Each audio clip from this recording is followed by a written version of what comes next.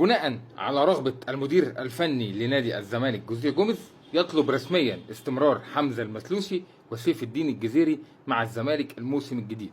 ملف الأجانب زي ما انتم عارفين، سامسون هيمشي، إبراهيم نضاي هيمشي، ولكن الثنائي حمزة المسلوسي وسيف الدين الجزيري الراجل طلب ان هم يكملوا مع الفريق. حمزة المسلوسي بيقدم مستويات رائعة جدا مع الزمالك الفترات الأخيرة، واحد ان ما كانش هو افضل مدافع في مصر حاليا، بيقدم مستويات رائعه جدا. الراجل كان بيلعب في مركز الباك اليمين، ثم بعد ذلك الان اصبح بيلعب في مركز المدافع وبيأدي اداء رائع جدا مع الزمالك. حمزه المسلوسي هو مهاجم الزمالك الاول الان، اختلفنا على مستواه او راينا مش احسن حاجه في حمزه في سيف الجزيري، ولكن في الاول وفي الاخر هو مهاجم الزمالك الاول حاليا وافضل الموجودين في نادي الزمالك حاليا.